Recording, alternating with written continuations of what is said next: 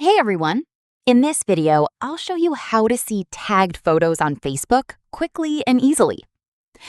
First, make sure your Facebook app is updated to the latest version. This helps avoid missing features or loading issues. Now, open Facebook and go to your profile page. Once you're on your profile, scroll down a little until you find the Posts section. After that, tap on Photos. Here, you'll see different categories like uploads, albums, and photos of you. Now, simply tap on Photos of You or Tagged Photos, depending on your Facebook version. That section shows all the Facebook photos you've been tagged in by friends or other people.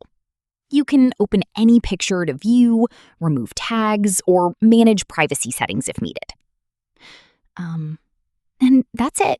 That's how to find tagged photos on Facebook in 2026. Don't forget to like the video and subscribe for more Facebook tips, Facebook tutorial videos, and social media how-to guides.